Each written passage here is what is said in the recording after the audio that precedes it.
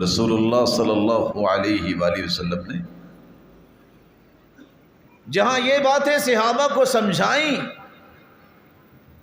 وہاں کچھ اور باتوں کی طرف اشارہ کیا، اور آپ سن کے حیران ہو جائیں گے۔ عورت کے اتنے مقامات کے بعد نیا سلسلہ عزت کا شروع کیا۔ فرمایا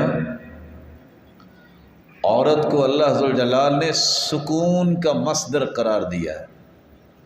وہ عیسائی اور یہودی جو کہتے تھے کہ یہ لعنت ہے اور یہ فلاں ہے، اس کی کوئی حیثیت نہیں، اللہ ذو الجلال نے فرمایا لِتَسْكُنُوا إِلَيْهَا، یہ سکون کا مصدر ہے۔ ان گھروں میں ہی سکون اور وقار ہوتا ہے جہاں عورت کی عزت ہوتی ہے۔ اور اگر کوئی شخص یہ سمجھتا ہے کہ میں اپنی بیوی کو جوتی سمجھتا ہوں، وہ خود بھی تو پیر ہی ہوگا نا۔ اور جو اپنی عورت کو عزت دیتا ہے اور سمجھتا ہے کہ یہ معاشرے میں اللہ ذو الجلال نے اس کو عزت دی ہے، یہ گھر کا تاج ہے، تو خود بھی تو سر ہی ہوگا نا۔ اس لیے کمینے لوگ ہمیشہ اپنی عورتوں کو ذلیل کرتے ہیں اور عزت والے لوگ ہمیشہ اپنی عورتوں کو عزت دیتے ہیں۔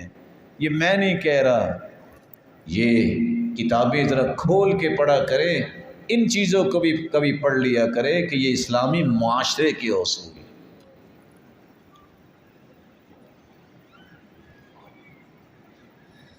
لا یہینہن الا اللئیم، عورت کو ذلیل کرتا ہی کمینہ شخص ہے، اور عورت کو عزت دیتا ہی معزز شخص ہے۔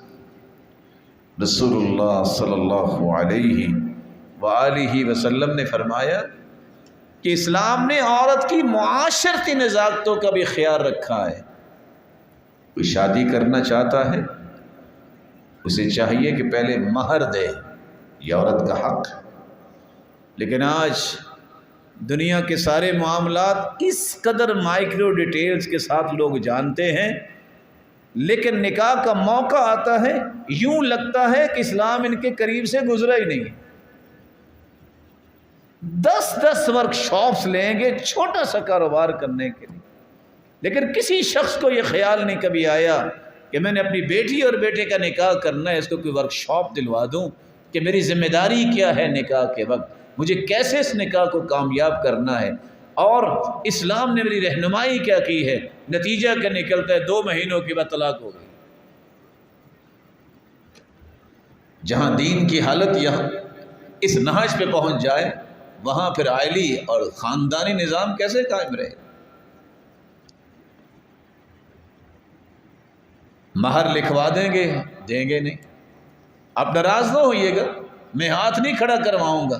یہاں کتنے ایسے خوش نصیب اپنے آپ کو سمجھنے والے بیٹھے ہوں گے جنہوں نے ابھی تک اپنی بیوی کا مہر نہیں دیا ہوگا، اور کتنے ایسے بیٹھے ہوں گے جنہوں نے عللے تللوں میں ہزاروں لاکھوں خرچ کیے لیکن اپنے بچوں کا عقیقہ نہیں کیا ہوگا۔ اور حدیث کہتی ہے الغلام مرہون بعقیقتہ، جب تک بچے کا عقیقہ نہ ہو اس کی نیکی رکی رہتی ہے، وہ گروی رہتی ہے اس کی نیکی۔